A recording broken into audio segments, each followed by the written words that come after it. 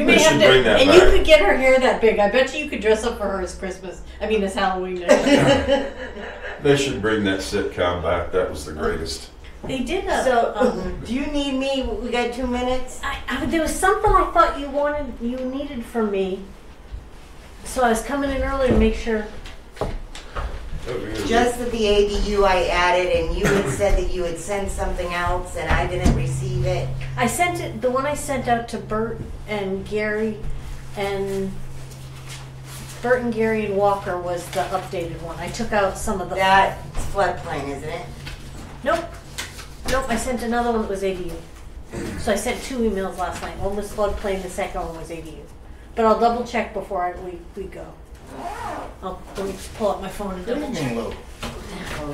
I'll resend it now. Not That way you bad. won't have to hunt for it. All right, good. Okay.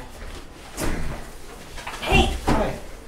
I know Debbie was out today. Was she going to make it? Or? No, I seriously doubt it. She's still kind of struggling. she's a with it. mess. She's coming in tomorrow though, but she should be resting. Are they out with the respiratory stuff?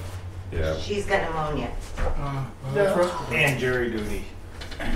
Yeah, she got canned from that. They booted her? They had 100 and something people and needed 1 person. Oh, jeez. Well, 5 people. or No, something.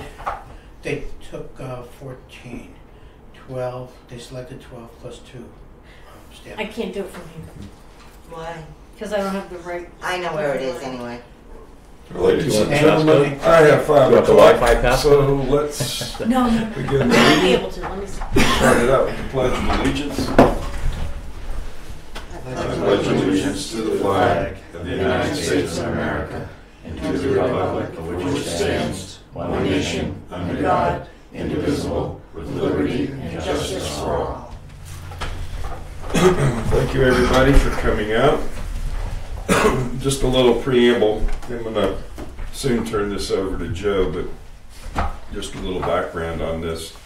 A couple of years ago, 2 years ago, the selectmen felt like that we needed to insert a finance advisory committee to help take the burden off of what was the onslaught of all the departments on you at the time of the budget development cycle. And we started doing that, and we were basically focused on the operating budget. And as we were proceeding along, the selectmen also realized that that was not the only financial requirement that had to be monitored or Put managed. that one on and that will work better. Take that one off and Yeah. flip the switch Thank you. behind you. This one off? No, I just There. that one. There we go. Sorry. No, that's good.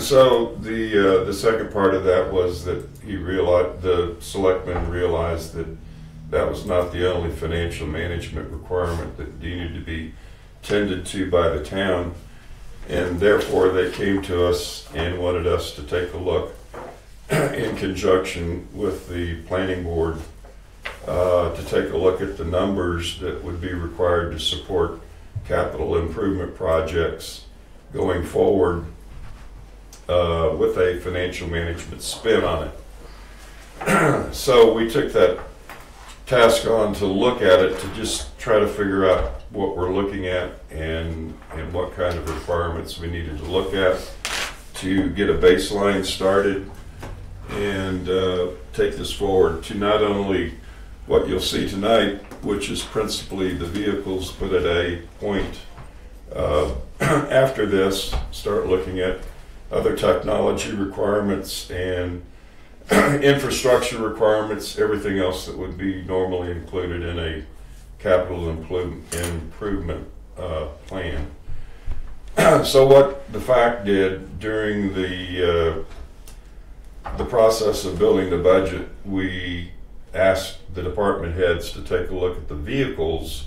We isolated those out from the remainder of the other capital improvement requirements and have them to establish some baseline numbers so that we, the FAC, then could take those numbers and try to make sense out of it to see what the requirements would be in the out years.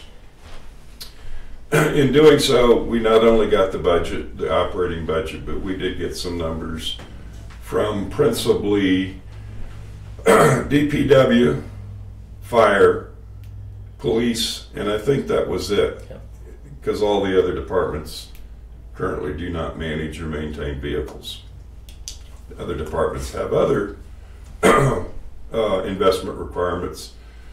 But at this point in time, we were just looking at the vehicles.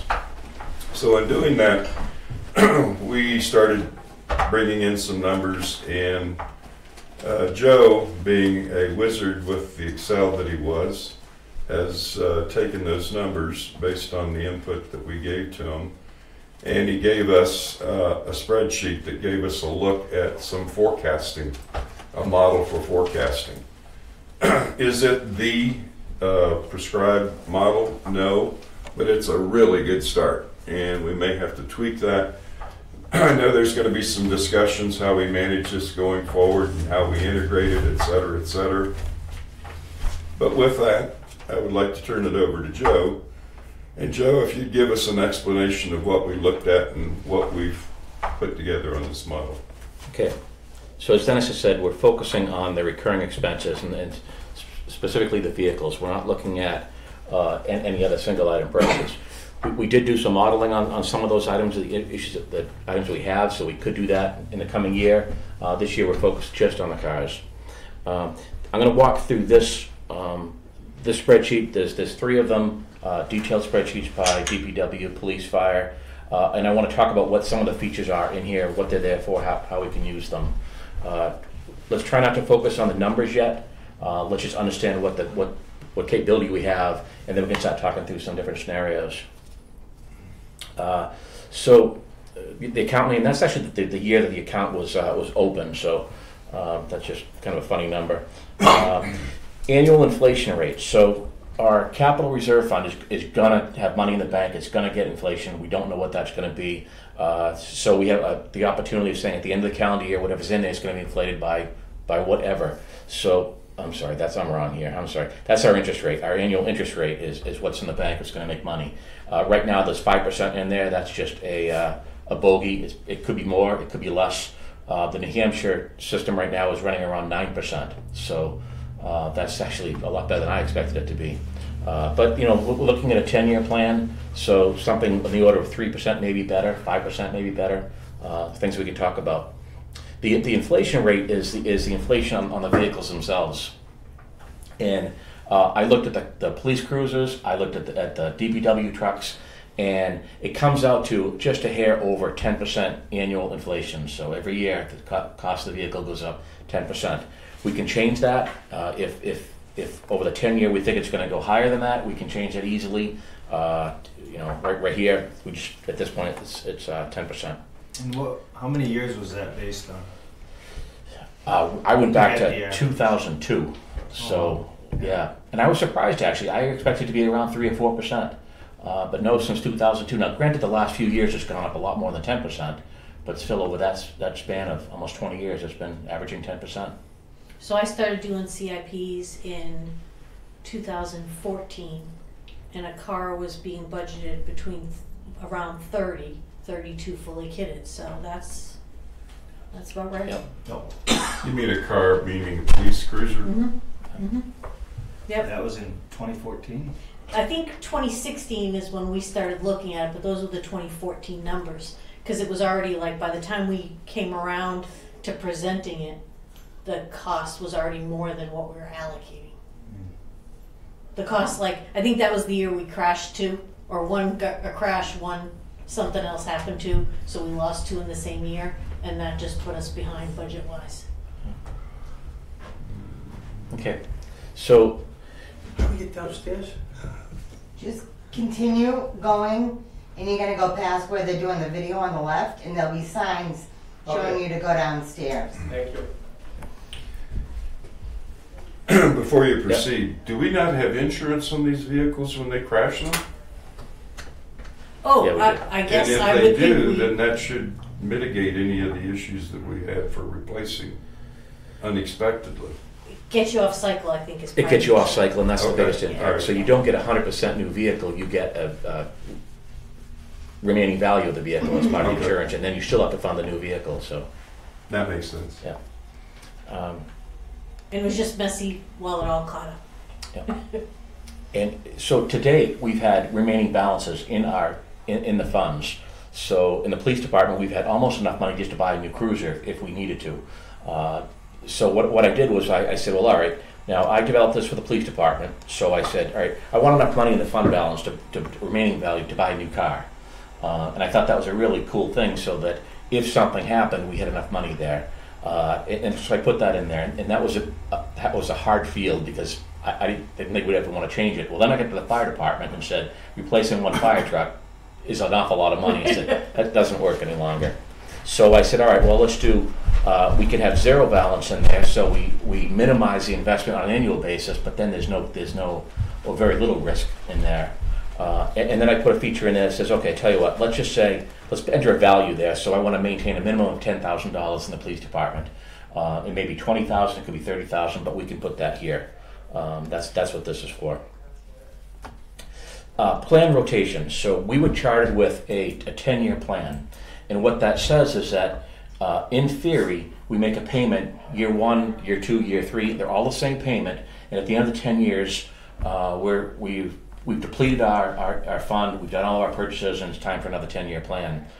The reality, though, is with the cost of inflation so high, we're immediately putting in a ton of money in the first year, and then at the 10th year, we're still putting the same amount of money we put in 10 years ago, but there's no way we're going to support year 11. So we're going to deplete the balance in year 11, and we're going to have to buy a car that's going to cost about $200,000. We won't have that money. So what I did was I said, it's still a 10-year plan, but I put in the feature saying, well, tell you what, let's do our math over every 5 years. So it looks 5 years ahead, and it says, what's our payment going to be? And then you can look every year and say, what's it going to be 5 years from now, outwards. So it allows us some little bit more granularity. We can go back to our residents and say, here's what our plan is. But it's not going to be one payment over the 10 years. It could be 2 different payments, one for the first 5, one for the next 5. And then alternatively, you had mentioned 2 years. I didn't do 2, I did 3 years. No, it was, so the plan was originally set up so that it was a 10-year plan, but it was the cost over the life cycles, the repeat life cycles. So in this case, the cars were replaced every 3 years. And so that meant with 3 cruisers, the 3 cruisers were each replaced every 3 years. Yep. So it meant you were basically replacing 1 cruiser a year, and then one of those cruisers would become the police chief's car. Yep. So that you were purchasing one new one every year. There was some value based on the resale.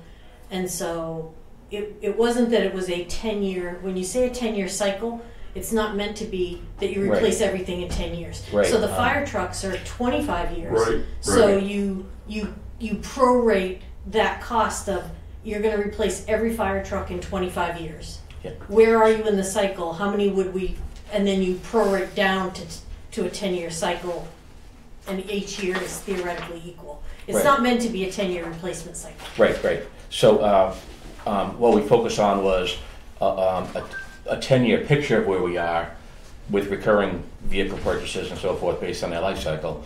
And then I gave the option of within that 10-year window, how do we want to do the pricing in chunks? Do we want to do it on an annual basis, which we can do? Do we want to do it every 3 years, or every 5 years, or 10 years? I think I'm still lost. Okay, so let's say the car is $10,000. Yeah. So it's $10,000 the first year, it's $20,000 the second year, it's $30,000 the next year. That's $60,000 over 3 years. I can pay it $20,000 year 1, and then I can pay $20,000 year 1, $20,000 year 2, $20,000 year 3, and cover the cost of those 3 vehicles. I see what you're talking about. Okay. When you look at 10 years out, though, that vehicle's not going to, the $20,000 isn't going to be enough to pay for the cost of the vehicles at that point. Right. So it'll cover the 10-year window that we're planning today, but it's not going to cover the 11th year. We'll be far behind. Well, I thought you put an inflationary factor in there. I did. The inflation factor is based on interest accruing in a bank. I mean, inflation is based on the value of the car going up. There's an interest factor in there that's based on the money in the bank, but that's not going to grow enough the interest is not going to be higher than the inflationary amount. So after, so it's, let me tell you what, let me walk through this a little bit more, Okay. and then I'll go back and I'll show you some numbers on what the Okay. impact is. Okay, I'm going to set this back to 10 because it's a little bit easier. Okay, so anything that we do,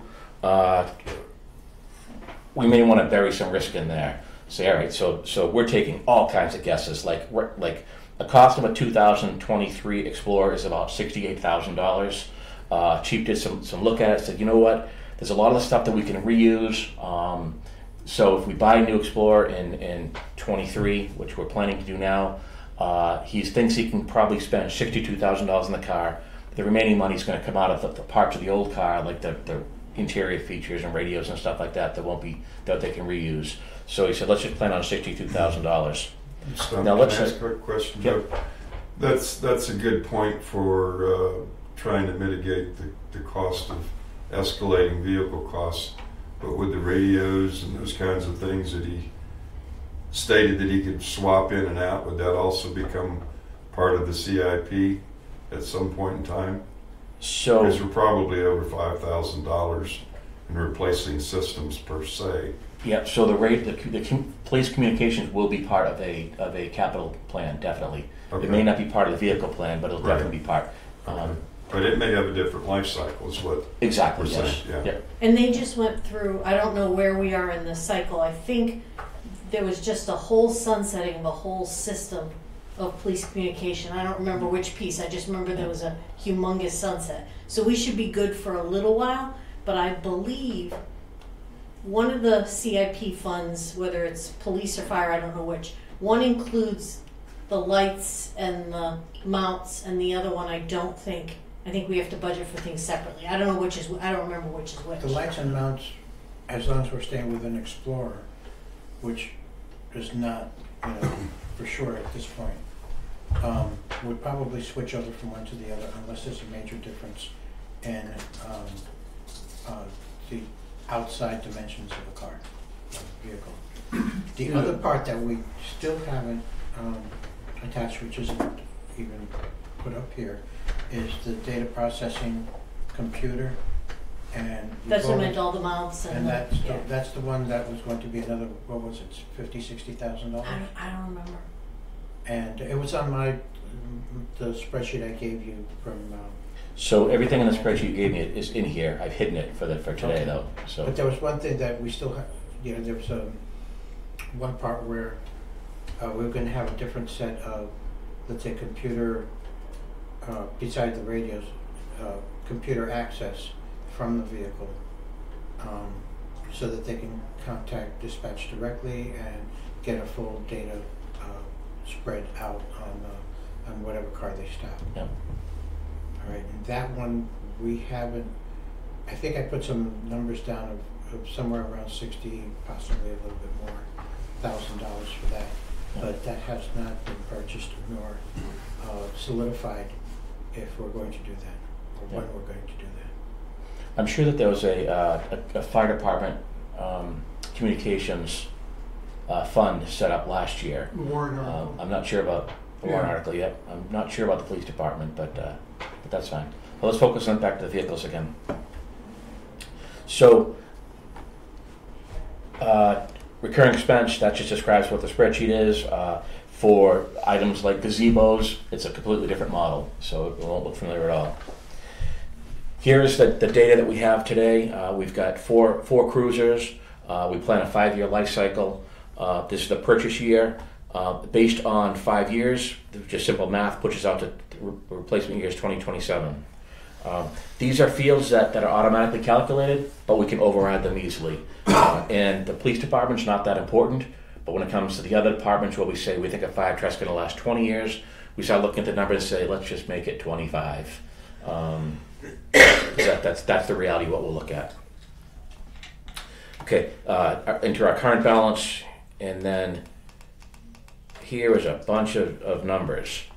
So is that an assumption that the chief's car will be entirely new?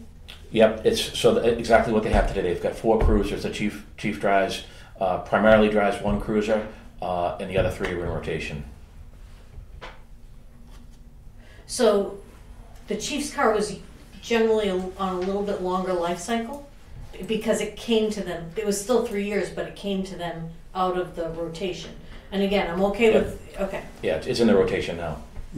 I heard but A that, new one I now, heard, yeah, right? Wait, yeah, I believe the chief gets a brand new car now, but it wasn't originally started that way. Right, there was a 3-car and I may be lying on a little bit of this, but it was a 3-year rotation, and then the car that was coming out of service became the chief's. Is that how? That was the one coming out at the 3-year rotation. Because it didn't need The the chief same. got that for 1 or 2 years before he would turn that in. Right, Or probably right. 3 years at that. I don't know if it was like every year the one coming out, in theory, was the one that became theirs for a year. This is where you'd have to probably talk with Mike a little bit to know. for my definition, what's the difference between rotation and life cycle? So the active police vehicles take and need to be more reliable necessarily than the chief's. So that having, originally again, it was a 3-year, they were trading them every 3 years, the 4th year So went that's to the life chief. cycle. You're now describing The life 4th cycle. year went to the chief. So Right. I'm not sure if every one of them had a 4-year life cycle, but the 4th year went to the chief. See what I'm saying? So you would only be paying for 3 in a rotation at any given time. Right. Now, again, I'm just not sure. I think there's a potential here for a little bit of decreased costing. But if you're going 5 years on the vehicles, you may not be able to do that. I just don't know how you're figuring your times. See, Joe, correct me if I'm wrong. We're talking about a 5-year life cycle for the police cruisers. which is the rotation. And they all have a different start point, correct? Yes, correct. So if we bought one in 2021 and it's a 5-year life cycle, we're looking at replacing it in 2026. If we have another cruiser that it's 2023, we're going to be replace that in 2028. So there is a rotation in effect simply based on the entry point in service. well, that's not the only thing that has to be taken into consideration. There are 2 lifespans given onto each vehicle.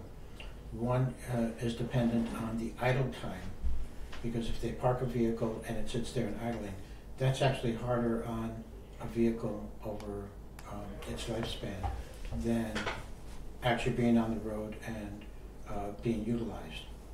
So they have to keep track of that number, and there is a piece of equipment in there that does keep the idle time and what percentage of the full run time is idle time. That's interesting, but I don't think we factored that in our model. No, And we didn't that's factor why- that We in. didn't do that. That's right, and So, we'd We have didn't to get talk to that Mike granular. about that. Yeah. And then there's the regular use time where they're doing patrol and putting wear and tear on the tires. Because obviously wear and tear on tires does not have any effect when they're in idle mode. right. Okay, so I just want to jump back. So, there's a whole bunch of things that can be done through modeling. We didn't do that. We're not doing that. Realistically, we're looking at big picture stuff. And then because we're looking at 10 years out, we could get so detailed on these things, right down to the gnat. But then the reality is there's so much risk 3 years out, 2 years out. We have no idea what's going to happen. So we're just doing the best we have at the high level, and then come up with Okay. a plan, and then hope that we've made some good assumptions and taken the right risks. So it turns out that 2 of our vehicles were purchased in 2020, so they'd be eligible to be replaced in 25.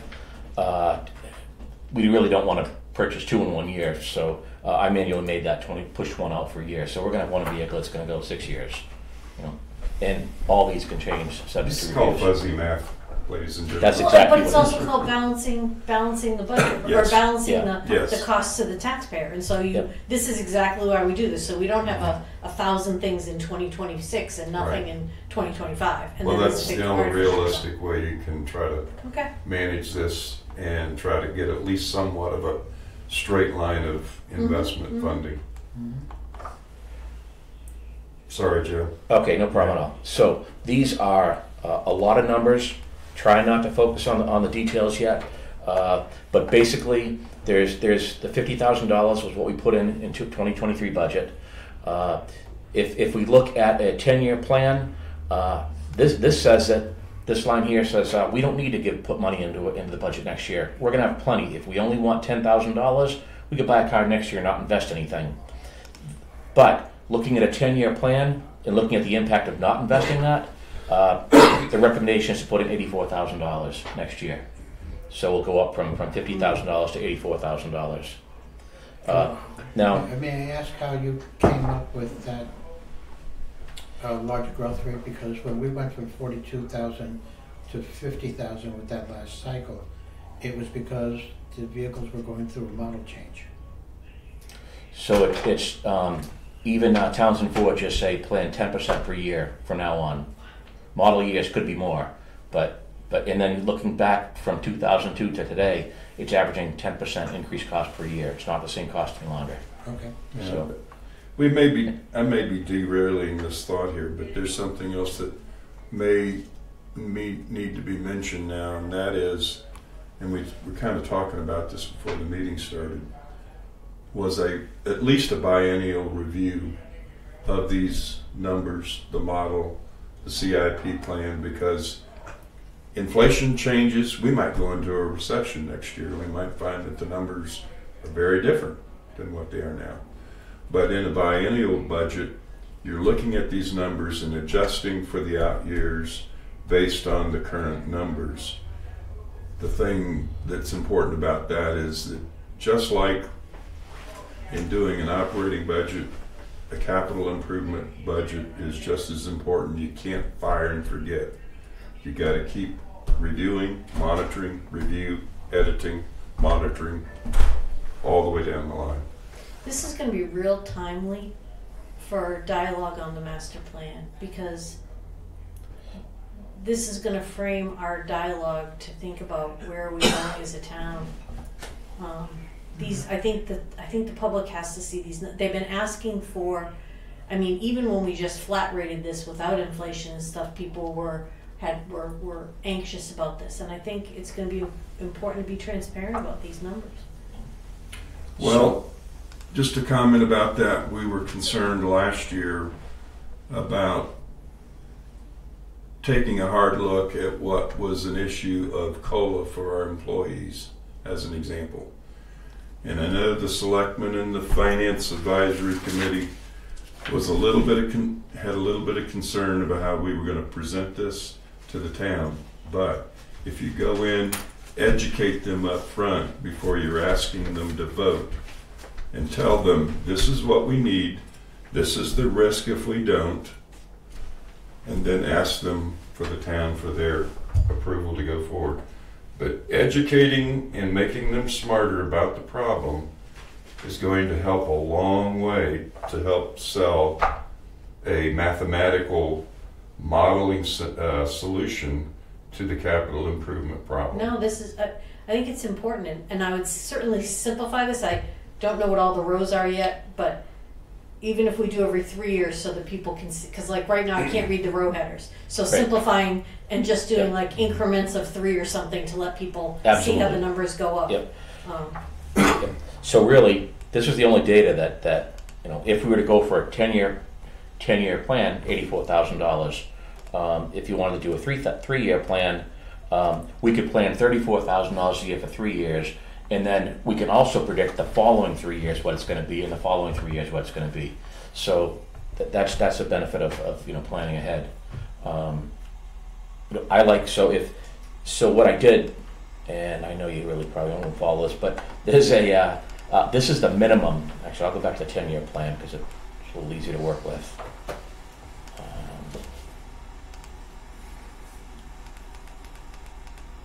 This is the bare minimum that we have to add.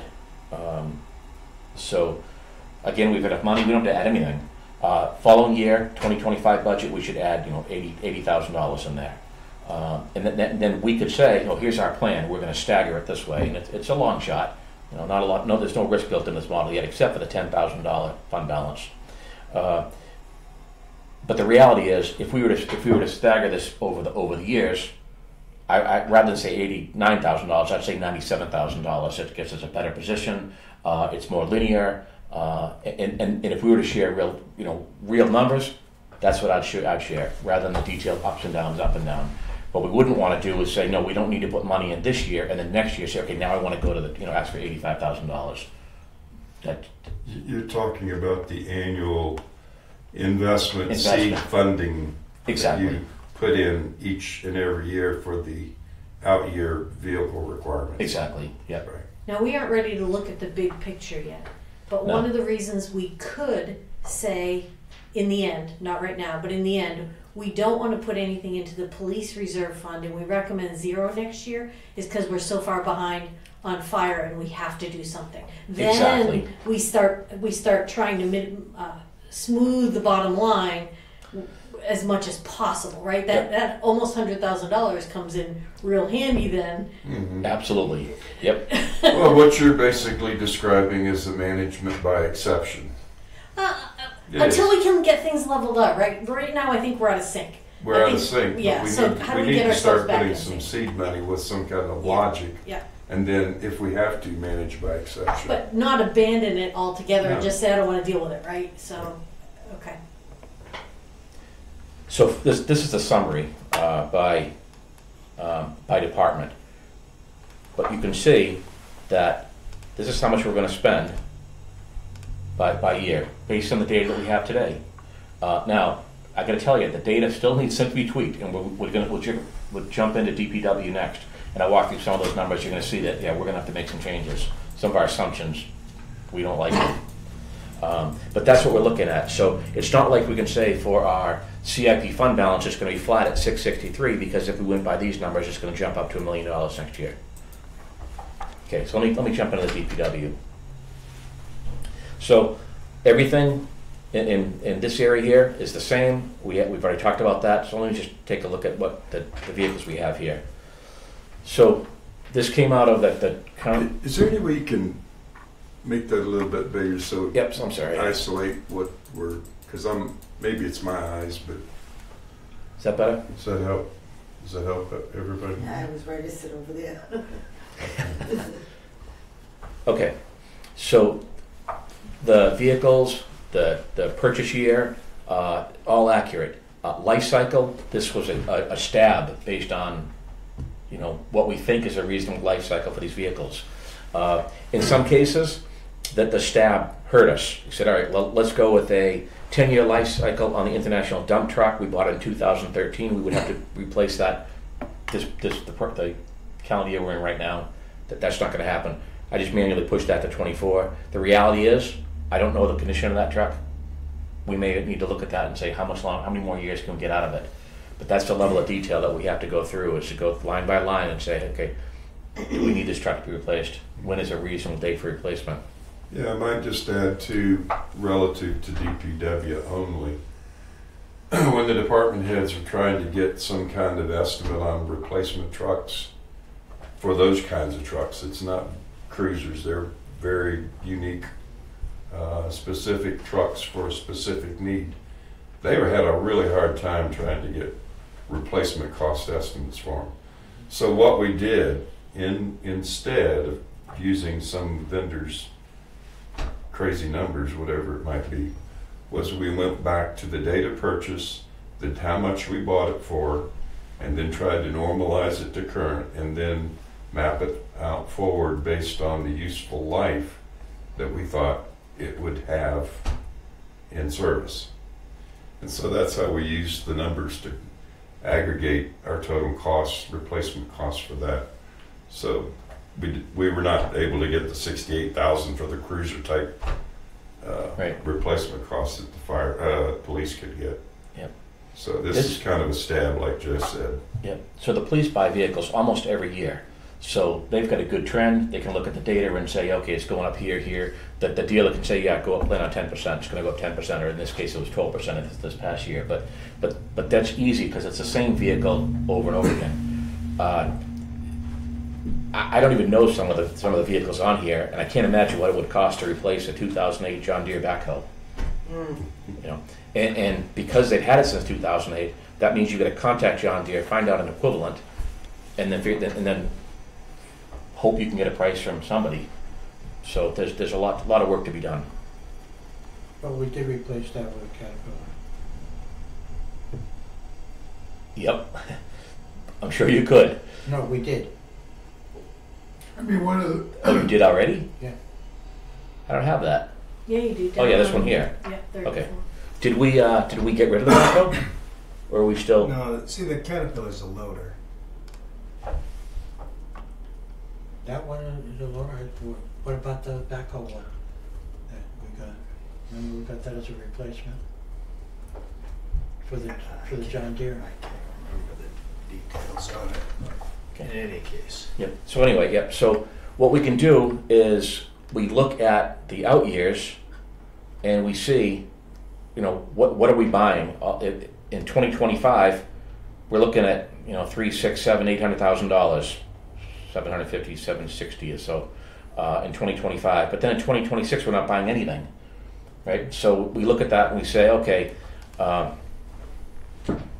Peter, can we slip a year on that? What do you think? With that plan of replacement in 2026?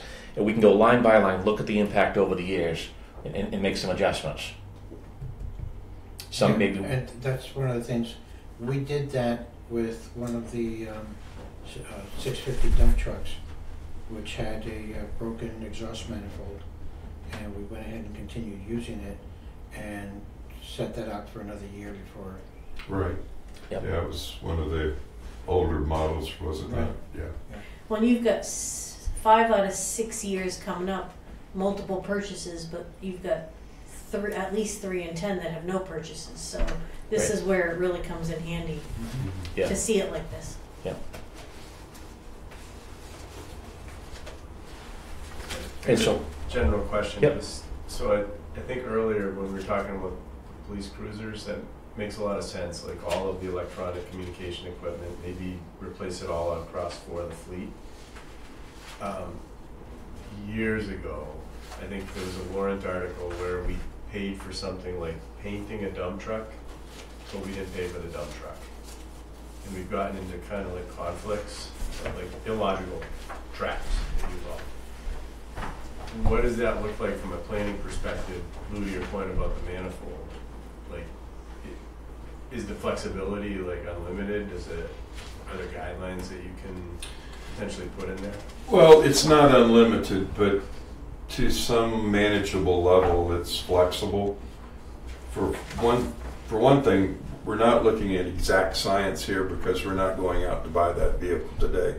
That they're going to say this is going to cost us $100,000 and 25 cents. Yeah. We're looking at trying to normalize what it would be that we need to set aside to replace a vehicle that we expect for it to literally become useless down the road. Yeah, So I think- it's very flexible, but Okay. it's not totally flexible. But that's. I think you were kind of asking, the example you gave was painting. Yeah, we paid for paint, but we didn't pay for trucks. Them things we've learned are subject to how the wording of that reserve fund is, and then beyond that, it's how the trustees of the trust fund interpret the wording of these capital reserve funds. So they're not very flexible Okay. in that sense. That's fair. That's it. I didn't want to go too far down a Yeah. But you could, if there's a $1.2 million thing that is all crunched up with a bunch of other things, and we need to buy ourselves some room, then does that then, instead of buying something new that year, do we buy something used to get us 10 years to where now we've spread everything out and we've got it back Right. to being a more logical, that's the type of thing that this would allow us to do, but not to always do used, and then we wind up with this bunch of, which I think is what we're seeing But here. D, I don't believe you can. The only way you can do that is if the trustees of the trust fund authorize that interpretation. Oh, you mean that they interpret you can't buy non-new That equipment? has happened. Oh, that wow. You can't. Well, then let's because clarify the fund was set up for new equipment, well, then they're like, well, is that new to us or brand new? What Then does let's- this mean? And so it will depend on who we elect as We're trustees of the trust fund. Well, but we And how they view also, it. we're late this year to do it, but let's clean up our warrant article so we clarify exactly yes. what, That The- would the funds are require, supposed to- I think the trustees should weigh in if anybody wants to clarify. It's too late, I That would be mean, them. right. Yeah, you know, to use the fire department as an example. Yep. Okay, Gary has done some research and talked to the vendors that he would go to for new trucks. And they told him that for a 10-year cycle, the next 10 years, he should budget 15% year-over-year increase in his equipment. And that just is incredibly expensive. But he's also talked with other towns, and all the towns are facing the same challenge financially, especially when you project out how much a new truck is going to cost. And so he said that many of them are now going to buying a used truck, refurbishing, or leasing, Mhm. which is far less expensive. And I believe that he's already talked with the board about that as options. But that we need to take that into account too as a possible option when we take the model that Joe's put together and when we put more hard numbers in there to see what it's really going to be like. That may become much more of a viable option to consider. Last, just simple concept. Have you evaluated like a durable use by number of hours of service? Because a lot of heavy equipment is, the value and price, like in the market, is set by 100 hours of service instead of 1,000. We match that to like the historical demands for how many hours some of this equipment was used. So I would rely on the the department to say, it's only got 100 hours and it's gonna last another 10 years. Correct. And so you can adjust the life cycle based on limited usage. Right. So That- absolutely, that makes sense, Seems yeah. like that might apply a lot more closely than police. Yes, definitely, yep. and By the way, Tim's I on the just- planning board. I'm I'm on the sorry. plan. Tim's I'm on the sorry. planning No, board. that's Oh, very okay. good, Tim. I'm Joe Woodworth, nice to meet you. Nice to meet you. And I would take it another step further. All of these or useful life years was reviewed and vetted by the department head. So we didn't take these numbers out of thin air and Yeah. put it on this spreadsheet. They looked at it and they gave us yeah, it looks good to me. So I guess it kind of goes back with the question about idle hours versus run hours versus operating hours. It's kind of the same Yeah. same I mean, scenario, a backhoe and the local soil is gonna get beat, right? and that wear and tear is gonna devalue it. Okay, so I'll just take a quick look at the fire department. Same thing. Exact same spreadsheet, just a little bit of different data in there. And a lot of assumptions, but pretty much the same situation.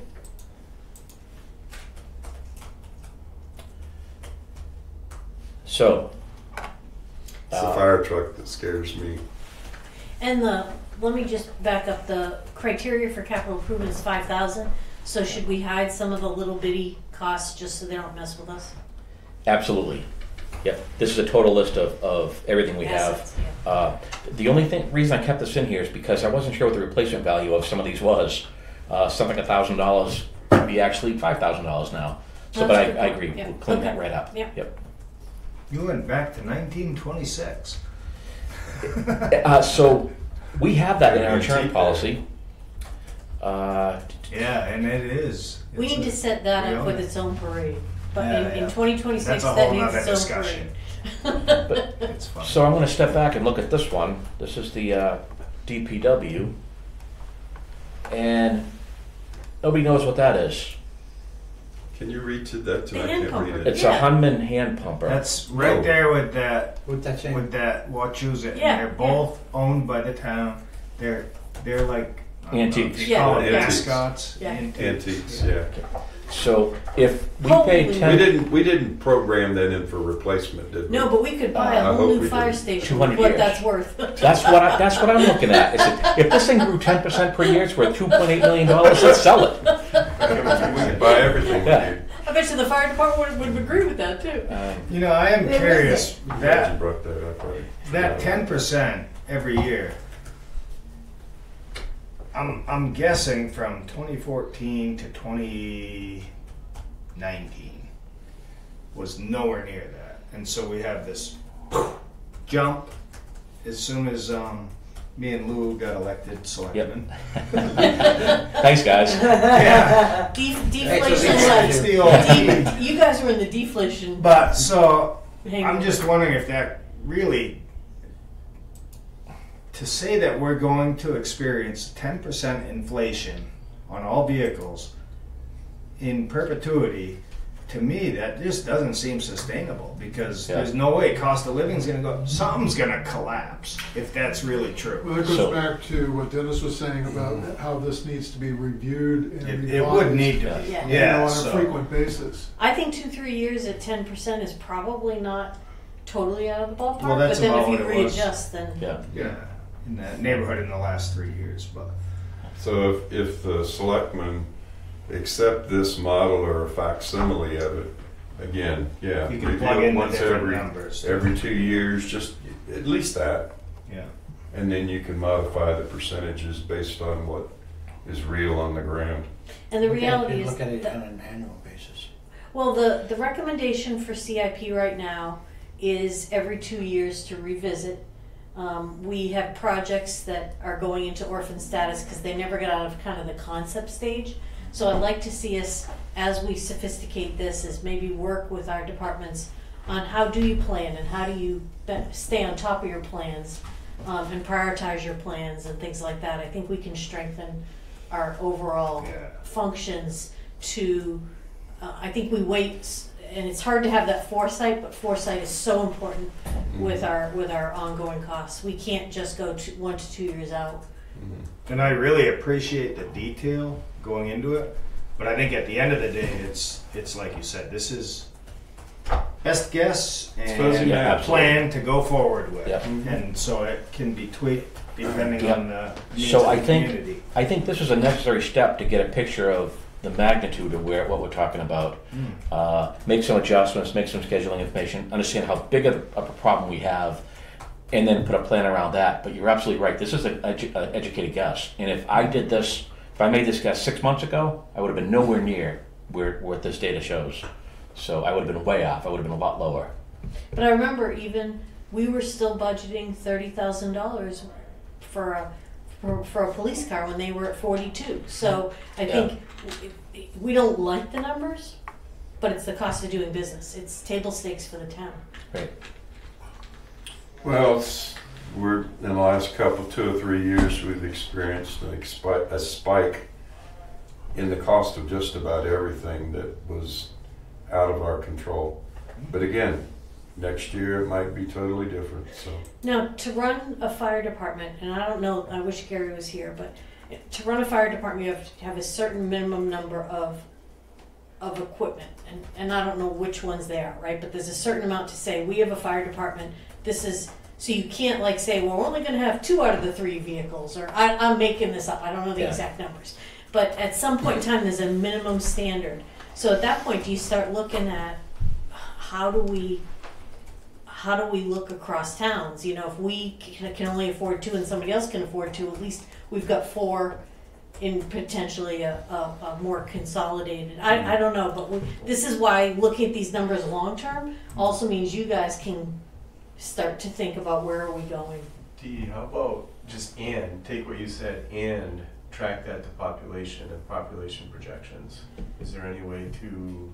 I mentioned earlier that they're looking at 20 to 50 homes per year in New Ipswich, So they're- kind that of is coming on already board. No, it's not factored into here necessarily. Because I think that's something that could, and potentially should, as the population expands. Yeah. So that number, Joe, the lower number of 20 would be the number potentially if we hadn't gotten so far behind. But now we're a little behind, which is why it's such a big range. Yeah. And the ADU regulations, we're getting guidance from the state to make it easier for accessory dwelling units in a residence. Yeah. So that also may facilitate a growth in population. Yeah.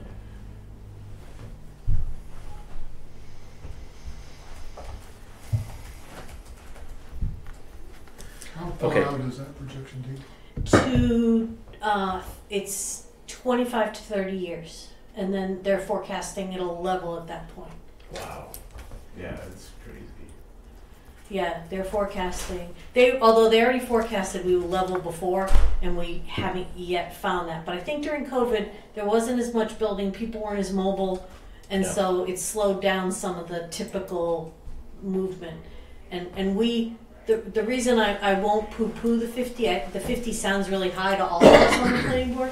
But the reason I won't poo-poo it is because we have been growing more than our surrounding communities.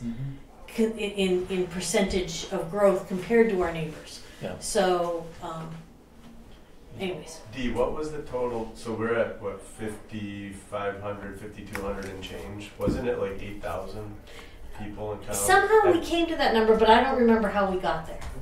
People we and started buildings with are was two different 5,400, things. And we jumped up to 56, to 55, 56. I think what Tim is saying is But- somehow the planning board came to a number that said, all right, at that point we'll be at 8,000 Correct. homes. Yeah, we had a discussion. It could have just And I don't been remember how we anecdotal. got there. But we would take that 20 to 30 year projection and say, okay, that's what our population is going to be at this The point. population might force the requirement, but Yes. it doesn't provide a baseline for funding. The real estate does. In other words, you may have Yes. 8,000 people that live here, but you only have a resource base of 5,000 Correct. homes. So the tax rate will be up and down. However, that I think there's some ideas that 2,000 people need this much police, this much fire service. That goes back to the requirement, right? Right. And so then as soon as you march that up, well then maybe we do need to rethink what we invest in for police. Ambulance. That's true, because the target numbers that they look for, just for general purposes, is one police officer, patrolman, Correct. for every 500 people. Right. And then that's where this would potentially go from X number of cruisers plus one. Well, but some of our cruisers could also be used on different shifts, right? So anyways. Another thing to consider too, and this is just all discussion right now, but one of the issues that we're having, particularly in DPW, is that we probably have more vehicles than we have employees to drive. Simply because they are so underemployed. So when you say, what is the baseline of the equipment? In the military, they have a standard equipment list that a unit or a department or whatever that organization is, how many pieces of equipment that they need to have and maintain. So that point is relevant. I don't think we've gone through that part of it, but maybe we need to. I don't know. I could also see a multi-town co-op saying we don't need this piece of equipment. If we have our percentage and our weeks of use a year, I mean something simple, it doesn't have to be extravagant, then can we at least say there's a coordinator who helps figure out who gets which equipment on which weeks, and maybe that's a better way to go. Again, we're just pipe dreaming right now, but Yeah, but I guess that kind of leads us into the next step. I mean, I don't know, Joe, do you have any more just slides that you want to So no, discuss? this is all I wanted to talk about in terms of spreadsheet, but I do have one more issue. Okay. I don't want to get ahead of you, so just... Yeah, okay. So first up, any more questions on what I've presented so far? are you going to look at how it all looks depending on which model you do? Is that what you're going to do next? No, I was not actually. I didn't want to go there. So, Why ruin the mood? So were you gonna compare, like, from last year's and what we're looking at? Did you? Oh, that's right here. so this is the actuals here, Yeah. right? 95, 50, 50. We put $195,000 in. This model, as it stays today, which we know would make some changes, is it's going to look for $663,000. To put into this year, Yep. $663,000. That's what this model says. But you're making that assumption based on buying all those things in the year that they're in, Exactly. or the year Yep. that they've been, But that or they to- fall into cycle-wise. To Yes. program to buy it at the out year Right. mark. Okay. We're, we're nowhere near saying that that's what we should budget today, but that's what the model says. And then the following, in 2025, we're looking at 1.1 million. That's what the model says today. But you know that we're going to look at the backhoe and say we're going to get another 5 years out of that thing. We can do those types of analysis, but that's what will have to be done next. Yeah, and you could almost buy 2 backhoes for $1 million. At that point, you might as well just be running warrant articles every year for the piece of equipment that you Well, need. except that's not just to buy the backhoe. That's obviously to support the police department, the fire department, replace all the vehicles in that year. Oh, I thought This you is were the summary talking one just here. the DP. Oh, the summary line. Yeah. Yeah. I think, But even then, when you start getting up to a number that high, it almost makes sense to just forget the capital reserve. Now we're spending this much every year. We're going to be spending 600,000 I don't see on it. It's not on level. the highway yeah. So just department. So we can't really criticize the numbers just yet because we haven't gone through that analysis to say let's just spread this out over time Okay. more. So I mean this is horrifying, but I can tell you it's not going to go back to $195,000. It's going to be higher than that.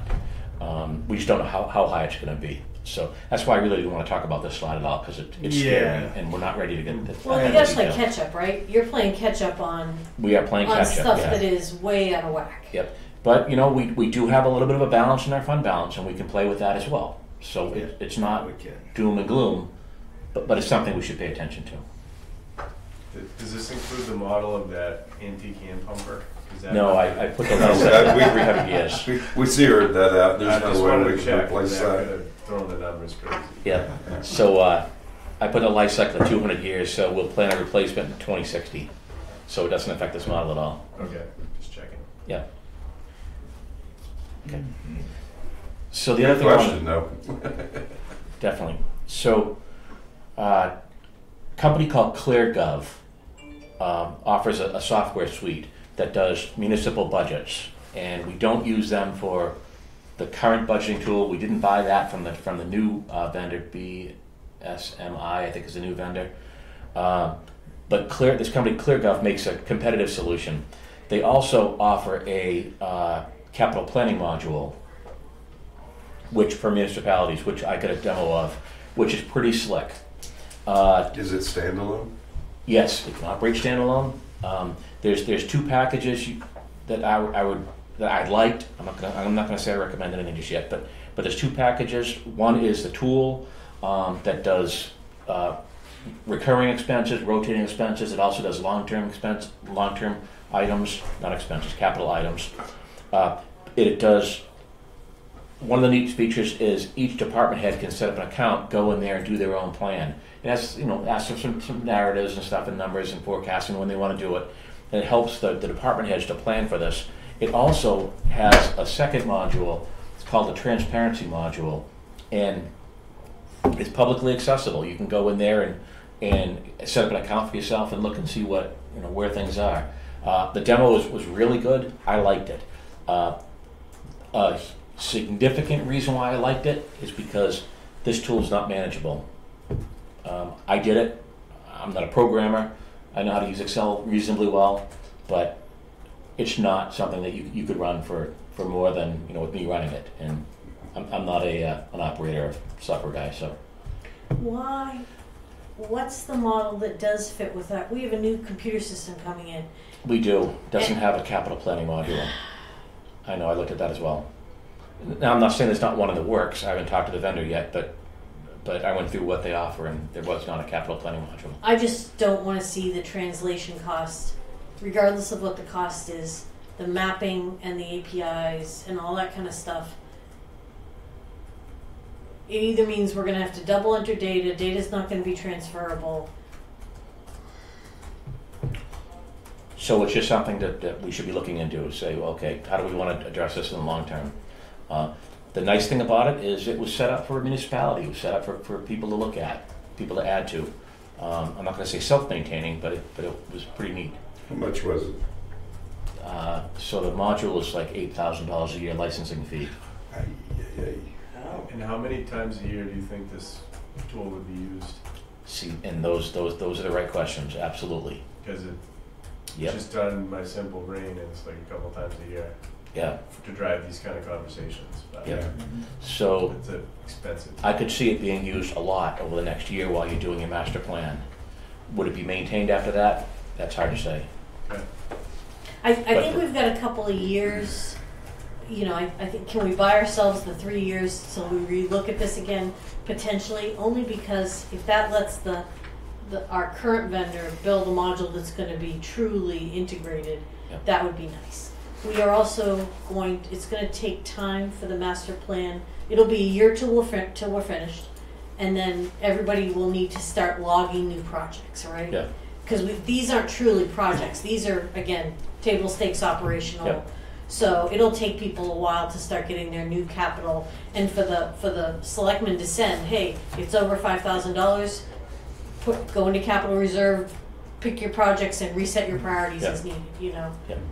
But I'm just emphasizing the point that I won't be here forever, and if I get hit by a bus tomorrow, Okay. Yeah. might as well throw this Yeah. thing right away and Yeah. What was start the name over. of the company? ClearGo. Clear There you go. go. Clear Up? Yeah. So, having said that, where do we want to go with this? I mean, we've got a model. It's a starting point. It may be what we'll be using for the next couple of years. I don't know. But where do we want to go with this? Come on in, And Bruce. does this, in what I'm talking about, the questions that we need to answer about where do we want to go with this is, who's going to manage this? Is this a finance advisory committee function, or is this a planning board function?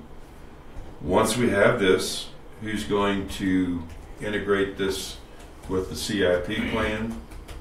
100 questions. So we've got this thing started. We put some time into it, and we need to figure out how we're going to take it from here and what we're going to do with it.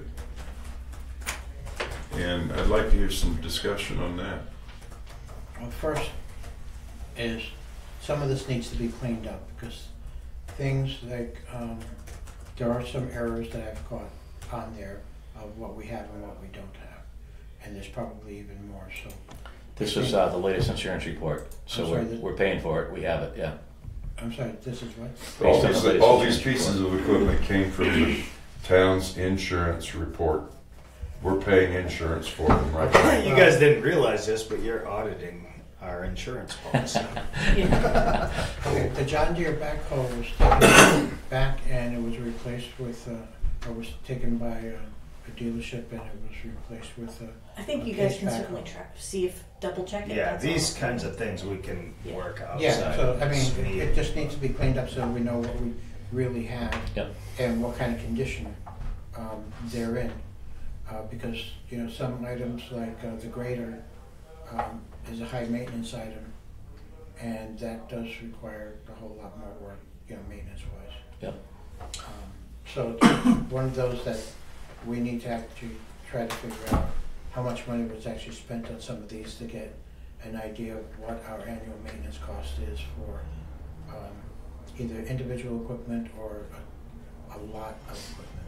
Yep. You know, get that whole number. As far And that's as, all stuff that should be worked with Peter.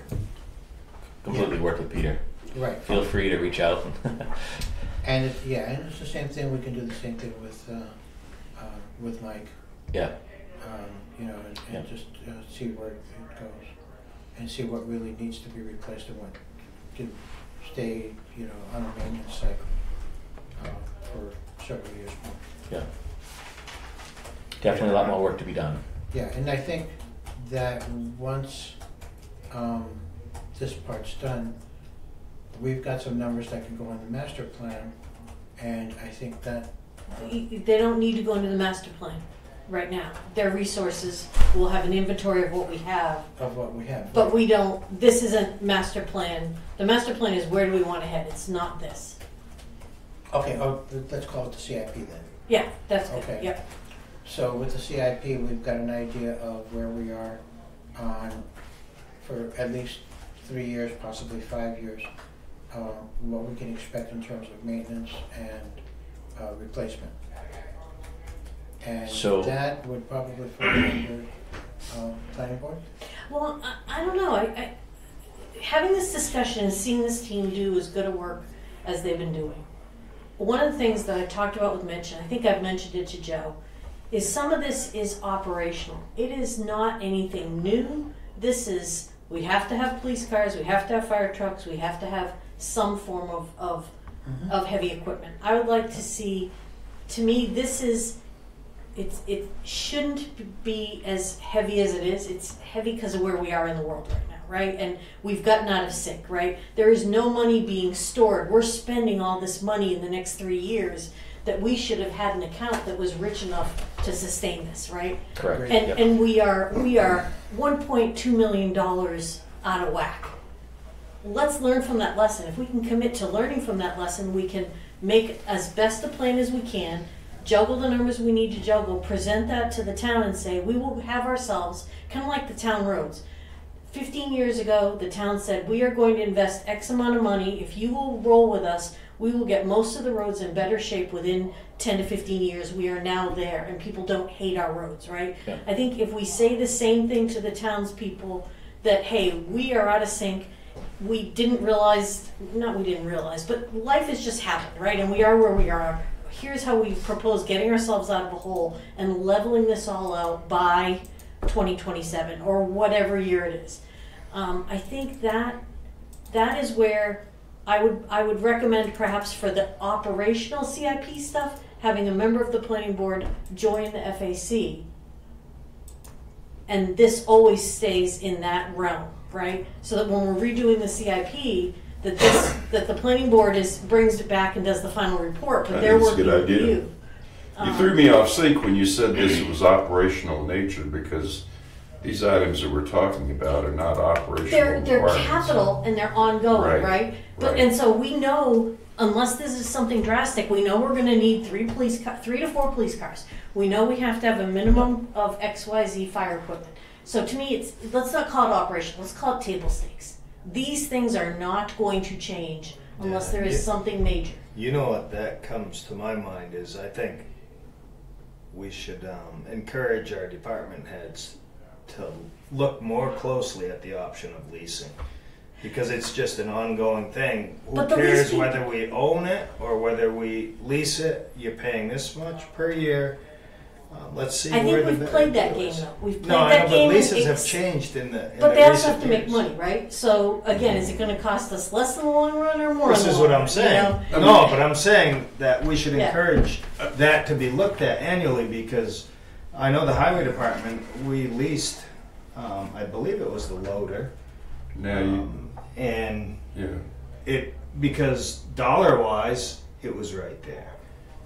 If you're talking about leasing, Jason, you're now taking some of these issues from out of the CIP into operational funding, because leasing is not ownership. It's not It is a maintenance requirement that now pushes it into the operational side. But when you're looking at a 3-year cycle, can you really call that? Yeah, Then absolutely. operation? Yeah, sure can. And that's how the select board Remember, didn't buy DPW equipment for a good 8 years. Was a lion's share of it was leased. Well, now we've got all this clustering that's going to cost us. I don't know I don't know how many pieces were leased, but I you may it be was, right. There was at least 2 or 3 that were being leased. just remember, everything that belongs in the CIP is something that is tangible and we own. If we're talking about leasing, that's like rent. It's just called rent and buying. Yeah, it is. It is. And if you do that, which is fine, I mean, that may be the most economical way, but if you do that, you're gonna have to transfer. I get what you're saying. Gotcha. It would no Okay. longer be Right.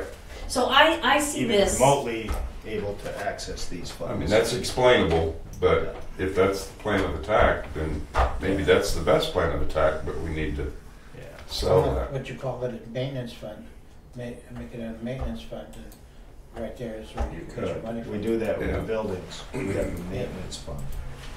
So I think, I see this. Now, where we go beyond this to some of the other projects, again, I could see buildings, a window, we had this discussion, Joe and I did. A window isn't $5,000, but 20 windows might be, right? So does that go into CIP? I think we have to negotiate some of this as we go forward. But the true projects, I could see, starting with the planning board, maybe with a member of the FAC joining us for those dialogues, and then eventually we pull the whole plan together. That would be how I could see us working well together, letting the strengths excel from each group. One of my concerns right at the very start of this, Dee, was it appeared that the investment funding requirement actually should have flowed from the planning committee. Yep. And not the finance advisory committee. Yep. But we did this because we knew it was important, it needed a kickstart, and I agree with your suggestion that maybe we need to have some overlap or integration, but I don't think it belongs in the finance. It belongs in planning with coordination. And I'm fine with that technically, Tim. Yeah, so when we went through the CIP exercise as a planning board, I'm going to reframe instead of operational capital for police cruiser and all that kind of stuff. These are kind of the easy ones. Yeah. But there's a lot of neglected areas that the town and the master plan refer to, such as another park, a pavilion, Mm-hmm. an elderly community center, those type of capital expenses. And so what I would encourage is, this is a great tool, thank you for kickstarting, I appreciate what you guys did, but completeness is also really important so that we can get into the things that we see every day when we see police cruisers go by, but the things that we don't notice, which would be a pavilion, another park, a fishing or hiking or something like that. And we have to get better at what to we do. support the planning board is kind of be a genesis or like a I think we have to get stronger at what we do. And we have a rather young board, young being experience-wise. And it really requires that we're going to have multiple rings going at the same time, right? Also, I don't think we've had the chops as a town to truly plan. And that's why I made the comment earlier that we do these exercises and it's like pulling teeth to get people to respond, and they don't really think that way, and we're also dealing with the crises that are in front of us, and even trying to plan, everything slips a little, right? So how do we become more accountable? And it's hard as a truly volunteer board to get to those 10 a.m. meetings. If one of us was present, I guess we just need to hire more retirees, right? If one of us was present at every one staff meeting a month, then we could hold people accountable to say, where's the numbers I need, or where's your plan update, or you guys have been really good about holding people accountable to say we need this information. So I think I can go with this either way, but I think the work you've done is essential. What? It was just a sideline. No, I just was laughing because he was saying, we don't want to be a part of that. And you're like, oh man, you guys are so great. I was waiting for you to say, can you reconsider? Well, no, I would ask them if they want to be a subcommittee of the planning board. Yeah. Well, I haven't dropped the bomb in the room yet. Okay, all right. Let me requalify to make sure that I'm not misunderstood. There are some expertise in both committees. Yeah. Planning, finance, that it's probably not a bad idea to integrate through coordination, but the official responsibility of managing the CIP and the master plan really belongs in the planning committee. It's clearly written that way. And I think that that's something that's doable, but we have to do something. We can't just sit on that egg and expect that it's going to hatch. Well, but One you guys. day, Okay. I'm just going to say, one day that fire truck's going to be replaced, and the town ain't going to like that if we don't have a plan. They're going to say, $1 million? No way, Jose. Yep. Now, I also think we have. Or is it $1.4 million? I don't remember.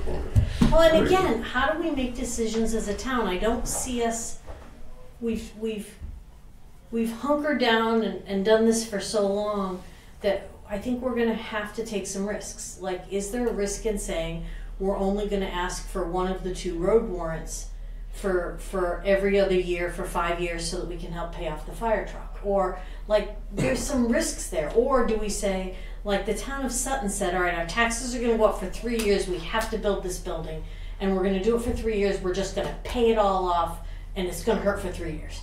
I don't know those choices, but that's where, as But a we town, do have a board for that purpose of identifying right, and accepting risks, and that belongs to the selectmen. exactly. So I You present your best case, and either they accept it or they don't. Just like with finance, we present our case, they accept it or they don't. They accept some, don't accept others, and the decision is made. It's also invisible to the townspeople. I think if they watch this and can see this, I know it's hard to see the board, but it makes a lot of sense to get walked through it. In the absence of that, it's, my taxes are too high. And it becomes this story that becomes bigger, and people don't trust the planning board. Having the finance committee look at this, the finance committee is probably known for being way more conservative than the planning board, regardless of whether that's true or not, right? And I so, hadn't heard that. so on that note, having you guys be involved in the process is really pivotal to have a checks and balances on our assumptions. But I would recommend that if we can do a multi-party look through this, and I think we take this as a group. If you're willing to do it, at least get recommendations as a group to work through to say, let's look at that year by year, how it all lines up, and let's see what we can start moving, I think going off of Dennis's comments, Tim's pretty comfortable with spreadsheets. I think he is. And so I think that, the FAC has done a lot. The amount of work they've put into each department, and I don't want to overdo it, because the other thing that I think is going to be necessary for the town, whether it's next year but shortly, is that it no longer is an advisory committee, that it's an elected position, it's a finance budget committee, and we have a group of, I guess they would be officers at that point, running all the finances of the town. And then the selectmen, the very common thing, which we have to nod in agreement, is you guys kick the can down the road. And with the FAC coming in, it's freed up a lot of time for us. However, even with the advisory committee, the budget takes up a lot of time for the selectmen, and I think there's so much being demanded of a planning board, and a lot of this is top down, right? The state says you need to do this, that, this, that, and that, and the same thing comes to the select board.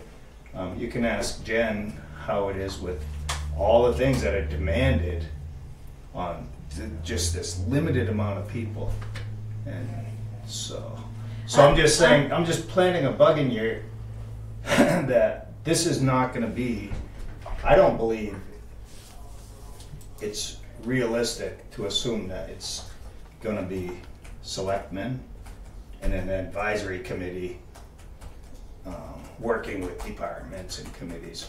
I think it's going to be broken up at some point. So I could see. Interesting. I think part of it is going to be top-down accountability too. This is part of the responsibility. Now, when we as a planning board have made recommendations over the past 6 years that have consistently been ignored. So I don't think it's been that we've kicked the can down the road. If you mean we as a town have kicked the can down the road. No, I meant us as a select board. Oh, okay. That has nothing to do with you. Okay. That was all us. So I could see us, again, if in a perfect world, the planning board would take this, we would lay out what these guys have laid out and said, we recommend deferring this to here, and exactly what we were just talking about, and then laying out, here's as best as we can balance it and hand it over to the budget committee with a recommendation, right? kind of like the current warrants are recommended by the selectmen or not recommended by the selectmen and the vote, And, you know. and that is a segue into my other thing I wanted to mention was the ultimate ones who decide how much risk we're going to take is at the annual meeting. And it's when people come to vote. If you come to the deliberative session, you can get up, and it happened last year, maybe it was the year before. Someone said, hey, I want to increase the capital reserve fund for the department. Yep. And boom, it was increased because there's only 20 people there, and they said, yeah, let's increase it. So the ultimate authority is with the taxpayers. Yep. Great. Just so, but I understand though, the selectmen bring the issue to the voters. That's right. Yeah, and that's you why sort I of said- guide the ship. Yeah, that's why I said Right. it's a good segue. There is the recommended Mhm. and not recommended, so. Mhm. And maybe if we have to get ourselves out of hot water, sometimes these things go up as a solo.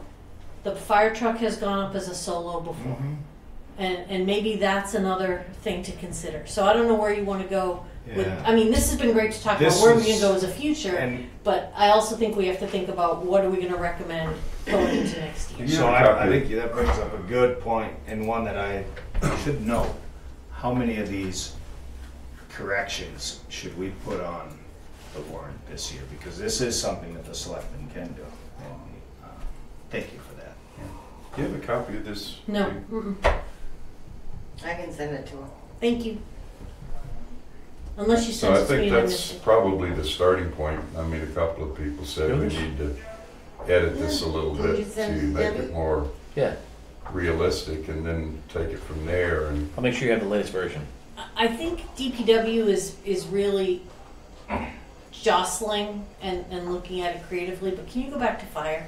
It sounds like fire might be our We don't want to look at the numbers. We just don't Okay. want to look at these The numbers. numbers right aren't now. accurate. Okay, They're so not when accurate. do we want to look at, let me rephrase this. When do we want to look at those numbers? I believe we were just given a demonstration of a tool that we now have. Yep. Once we figure out what numbers to plug We're in, just trying to give you an Then we orientation, but don't, I wouldn't go to the bank with these numbers. No, Okay. I'm trying to figure out how can I bring this back to the planning board, get you numbers, and if we want to do this as a group exercise this time around, ultimately the selectmen decide, but if we have to recommend something to the selectmen, how do we do that in an integrated manner this year, is what I'm asking. Unless that's So- not what you were thinking. So we may want to dedicate 30 minutes at the board meeting, and in 1 week we do police with Mike, and a few of us sit down with him. We go through that pretty quickly as a team and say, let's just stagger these out and do it 3 different times. That would work. As long as, I mean, Mike is easy. Yeah, so is Gary. Gary, and Peter. It's going to be challenging, definitely, but well, Peter's brand new. He's still trying to figure out, all the parts and pieces that he's got. Yeah. But yeah, he'll be a good resource. And again, could we manage our risk by saying, okay, what town do we work well with, and what piece did they just buy, and what do they need worse? Is that happen to be one of the 2 things that we're going to have in case something dies? I know that doesn't sound easy, but I mean, I think the fire our department has a pretty good mutual aid community. I'm sure they communicate like that. I say that without even having a clue. I'm sure of that. if somebody broke down on the way, somebody else would be there, right? Well, But I'm it just trying to seems figure like out, how, there's got to be, we're going to have to work differently in the future. We're going to have to work differently. Well, yeah, most definitely. I think Gary, I'm sure Mike has thought about it, but I know Gary's been thinking about it and talking with other towns about that. Because the challenge is being faced by everybody, not just New Ipswich. Something I want to throw out, you might think it's a crazy idea, but, I've attended the public meetings, where the town hears about the budget and so forth, and then there's the vote. But I think particularly because we're talking about a CIP in addition to the budget, and I think a lot of people don't understand this stuff, but they still go and vote, is some of this information, I think, is going to be hard to digest. And if there is some way that informational meetings, not just one meeting in March or whenever the public meeting, if there could be informational meetings publicized, held to discuss these kinds of challenges so that people, when they do come to hear the budget, they understand what they're hearing and can hopefully be more supportive. I think if they all hear this just in one meeting, it's going to be overwhelming, and I think there's going to be a lot of resistance. That's an excellent point, Mitch. I'm glad you brought that up. Again, it goes back to my statement, education overcomes a lot of obstacles. Sure does. If ignorance is the guiding light, you're going to have obstacles, you're going to have resistance all the way down the line. Yeah. I But we think can do this, what we need is a committee who can get people to turn out to meetings, because we've had public hearings, and then a week Nobody later, showed up. someone says, I never heard about that. Well, I mean, we publicly Yeah. noticed it a month in advance. You put it on the Website. Actually, website. You put it at the post office. You put it I here, think we and do it's this- really hard. Do this and record it. Yeah, and We can there's be that. having it up on a screen with a There's voiceover. that as and- well, and that is probably a good option, but to get the word out is really hard. It's hard, but the word got out pretty well regarding, for instance, silver scones. And everybody in the community was talking about it. So maybe you set up a meeting for the various sections of New Ipswich, Bankers Village, Smithville, et cetera, and you get the word out through the newspaper, through things being posted on bulletin boards and so forth. You talk to people and say, hey, this is happening. I don't know all the ways in which information can be communicated, but the more people we can get education to, just the better this is going to go. That's a founding principle of this country. Bruce, did you have your hand up a I long did. time ago? Yeah. Well, I was just making a little indication here. I'm just floating through my life, doing my own thing, and unless somebody texts me, or it's in my email, or it's in my mailbox, or maybe Facebook, it's hard to know. So I don't know what the legal means are to contact people, but it's, I don't just float around town and notice the website. It's all these things, which is that's kind of all the avenue that it seems like you have available to you. But, those are only there if you happen, or if I happen to be in the office and looking around, all this stuff here. That probably helps, but I guess you're probably under 40, right? Yes. So the problem is that those older people like myself, even though I'm kind of technologically savvy, not everybody is, and that doesn't. Read a newspaper. What's that? But it does help, yeah. Just is it legal to do text things, or even I don't know if it is. I mean, Life in New Ipswich is probably the closest to it gets the bug in people's ears because everybody in town is on it. But No. whether Not everybody. I don't think anyone on the Not select board everybody. is on it. well, there's more people on it than our residents, I think. So Well, there's a lot of I members. think the at least the initial target is, because I'm not on Life in Ipswich, I'm not on Facebook or anything like that, but by word of mouth, I hear a lot. And so if we can get a number of people, to a meeting, we can expect, and we can ask, please talk to your neighbors about this, please share this information with them. Let them know that this is important, and that if they need to ask questions, they need to go to another meeting. And I don't know that we'll get a lot of people, but I know that we will increase the chance of failure if we don't try. And I think we know who some of the informal leaders are in town, and to ask them to attend sets us up for some success, right? But what's our timeline, and do you want to do this before or after you are ready to recommend a budget? What's our timeline we have to have the budget finished by? I don't have an answer. I don't think anybody has an answer. Well, for I've that got right now. the calendar. there's certain dates we have Yeah, to yeah. meet, right? We So do what are that. our calendar dates? Because that's going to really I think it's the middle of January. Is it? Okay. that your budget has to be finalized and ready to go. Let's see. You know, I'm thinking that even, you know, unfortunately, we don't have a lot of time left. But I'm not sure it's necessary that we have final numbers for these educational opportunities. I think what would be important is to educate people about the challenges that we're dealing with in the upcoming budget. We want you to, you know, if we can give them some numbers that we think are realistic, that's great. But I think we need to talk to them about the concepts of what we're having to do and what we're having to do going forward in terms of not just building a budget that's operational and that they hear about every year, but that we're going to need to talk about the sustainability of huge expenses going forward in the future so that it doesn't become a crisis for the residents in this community. And what that entails, if they just can understand that, even if we don't have dollar numbers for them yet, I think that would be a big help. Well, and I've brought this up before, but these numbers, one of the reasons I call these tables, I'm going to go back to table stakes, is that we have, again, our master plan said we want more recreational, we want more quality of life things that as our population is aging, that there's more things for them to do.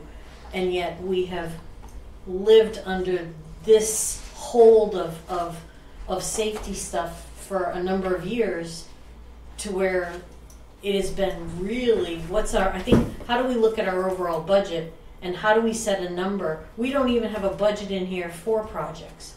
We're considering each project to fight equal to every other project instead of saying, what do we have in our budget?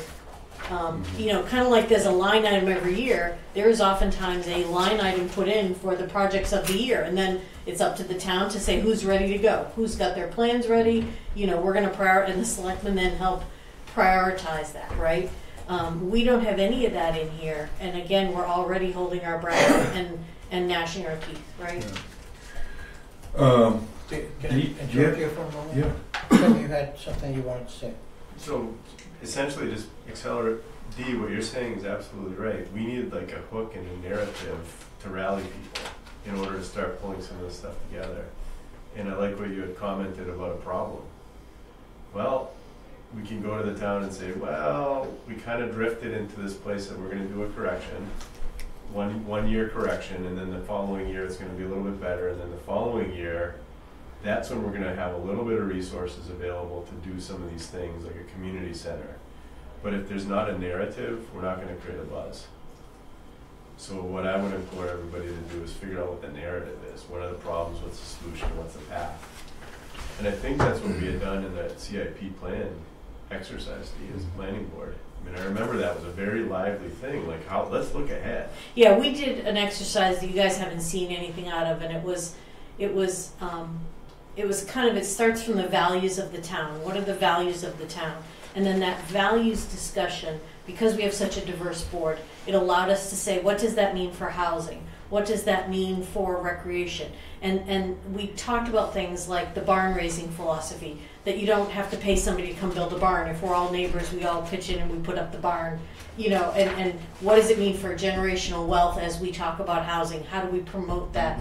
And as part of our values. And so it was something that we haven't been able to spend a lot of time this year talking about planning stuff, but we have had a few generative discussions that have been pivotal to how we as a board have been able to at least focus and know that we're in alignment. And that's what we can probably use help while we try to go and get more people to come in. And Right. there is a reason and there is a purpose, and we want you to be aware because these are the type of things that we're trying to accomplish.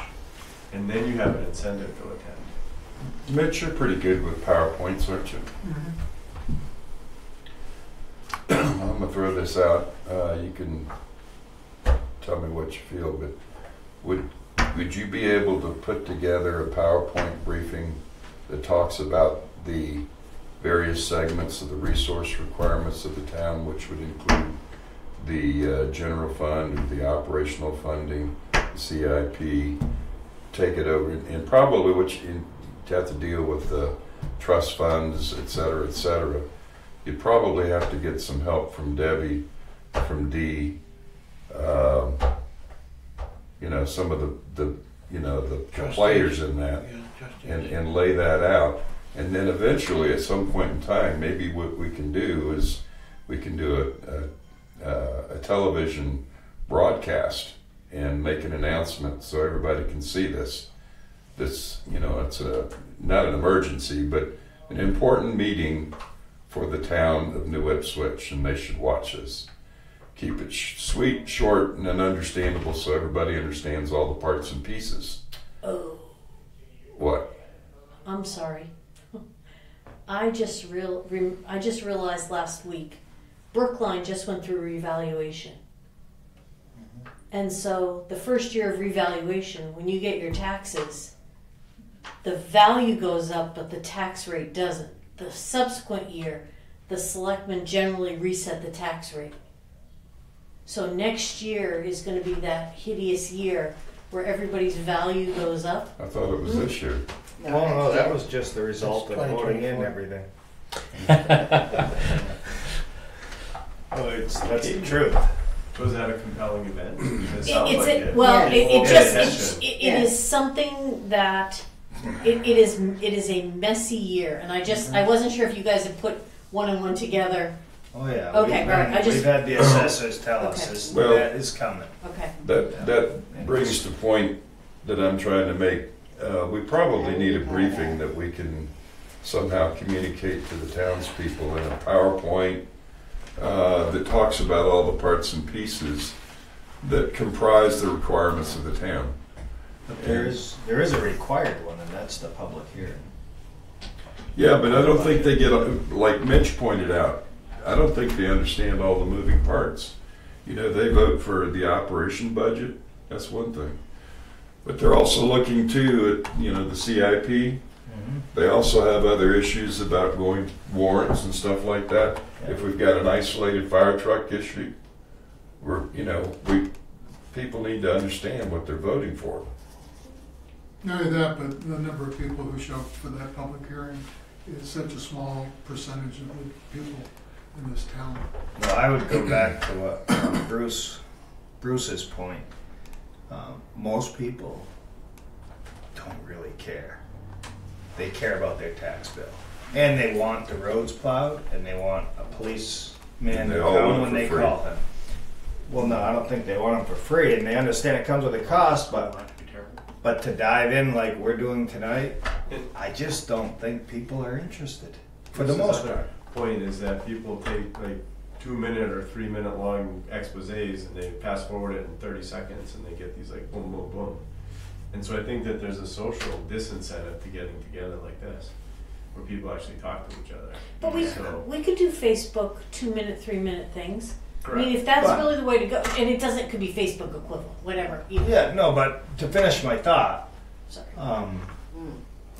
probably maybe the select people who would come out to that meeting, and then they do this, right? They go help their buddy cut down some trees, and at lunchtime they're like, "Oh man, you know what's going on?" So, not totally discounting the idea of informing the public, but I've found in the 2.5 years I've been here, it's like I said before, you can try, and you can send out text. 10 years ago, or however many years ago, I was part of a citizens action group, and we had an email chain, and it was good, but you had to be very judicious when you're going to send people this email, because if you start going off, you have unsubscribed me. I don't need this. Yeah. So that to me was a powerful thing, and it rallied people in this town. Yeah. Because it was particular movers and shakers for one thing. There's only a small percentage that are going to get involved to a certain extent, but also bullet points are nice. This whole, what you do in a meeting in half an hour. At the end of the day, mostly, like I just think to the little, things that Brian writes up. It's you know, this is the budget and, you know, it's like this because we're doing a fire truck and we're doing a this and we're doing a that. Like, these are the big items and that's why it's changing like this. Yeah, and I think People most decide if they like it or people, don't like it. most people understand. Yeah. They understand, like, things cost money.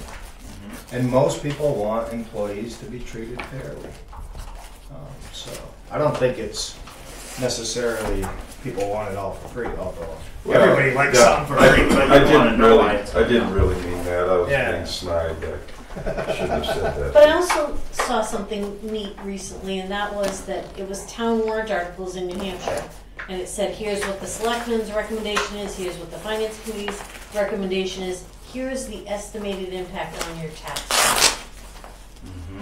More work for the FAC. We don't need more work.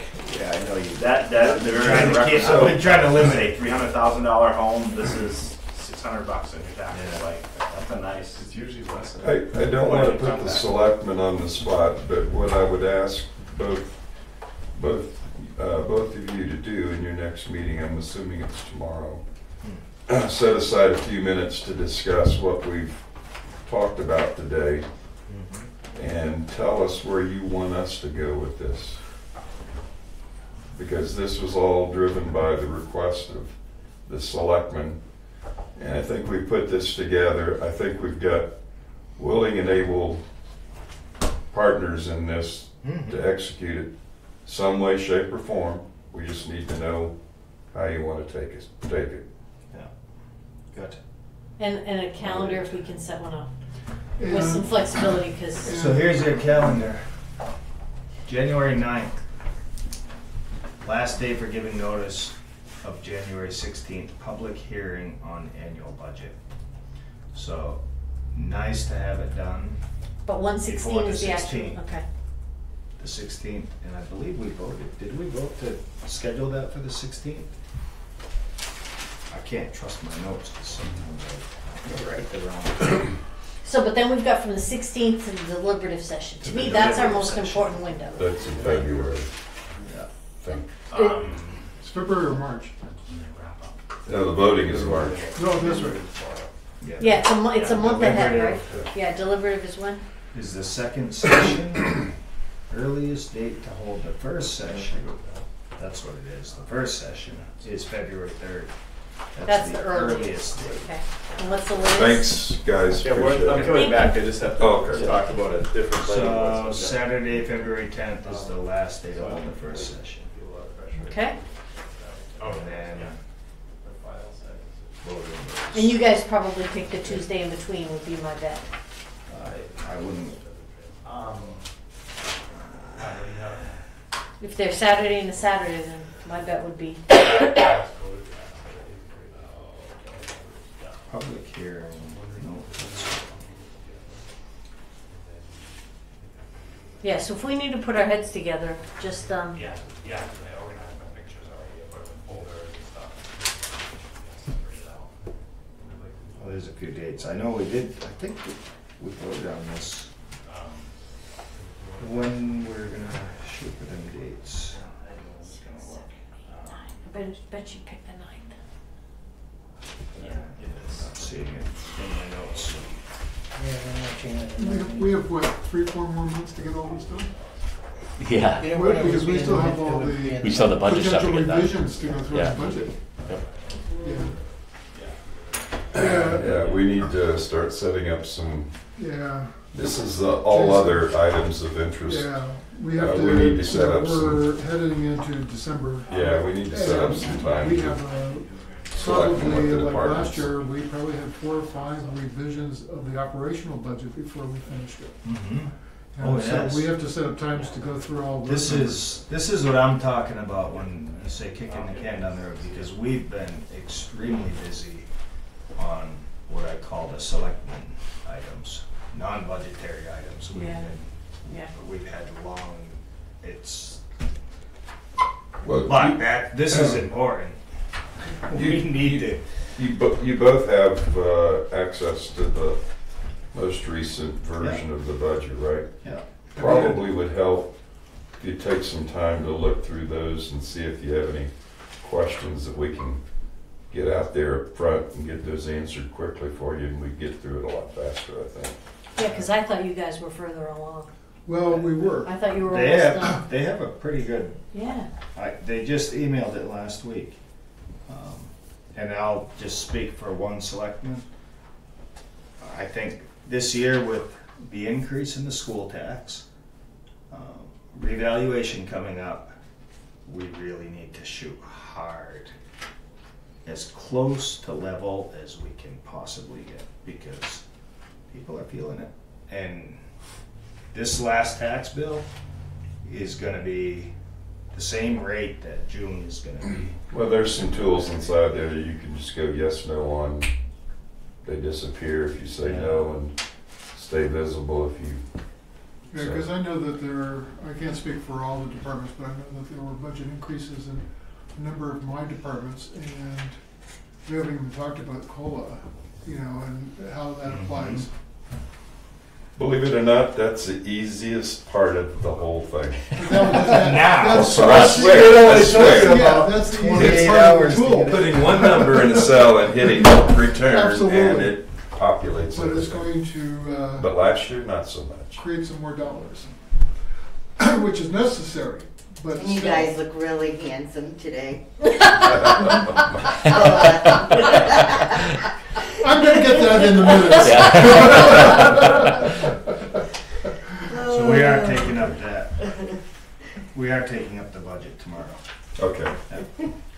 We'll see what our I'm agendas curious, tend to be. have you guys had a chance to look at the numbers yet? I briefly looked at it. Any major concerns? That was what I just said, and I'm not, the whole board didn't say that. My thought was, we gotta be trying hard to level this thing. Because we had 2 years in a row of substantial increases, which brought, it addressed a lot of the problems that we had in town. We're not done addressing the problems, and you never will be. This is a thing that I find really challenging as a selectman. The problems and the appetite for the system will never stop, ever.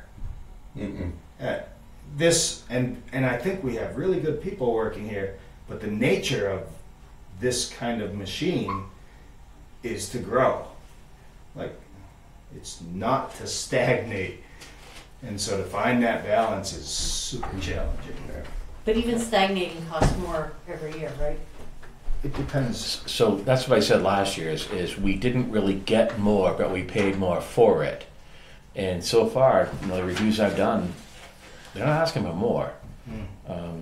One thing that I was thinking though is our we're short-staffed in the two, big departments. Maybe we plan for those positions not being filled for a few more months and take out that expense out of the budget. Yeah, and there's them are the things we gotta discuss at the selectmen's meeting. It'd be painful, but the reality is if we try to hire somebody tomorrow, they're not gonna start for 2-3 months anyway. So Yes, so let's there's just a lot start of ways making to those approach decisions, that. Well, and even when we talked about the code enforcement, we said the first year only make it 6 months, but eventually that comes back the next year. Yep. And so you have to be transparent even with that, right? It's a simple deferment. It's not it's not a change in how we operate. So, I mean, if we were a private business, we would be thinking about innovating and restructuring. I don't think the state allows us that flexibility as a town. Well, I don't know what exactly you mean by that, but So- I think we've done a lot of innovating here. Well, I mean, Restructuring, I don't know. again, if we don't have the flexibility to decide if we're going to lease, buy something used, like again, if you were in a corporate structure, what wouldn't you be expecting your team leaders to be figuring out new and innovative ways to do things? Oh yeah, that's Right. why I said what I said. We should have the department. But I don't know that if they did just do that, No. it would take a year to get it even in the warrant articles to get, Oh, yeah. you know what I'm saying? Like, we don't have a lot of room unless we put forward something in the warrant articles that gave the selectmen the ability to run pilot programs or something like that. I've seen that done in bylaw changes, or that you give the select board the ability to do a pilot program for 2 years, and then they have to come back to the town with the results if they want to continue it. You know, so there are. I don't know that how the state would look at that, but I feel like we're trying to say we need to do the same things in a different way, but really change it up.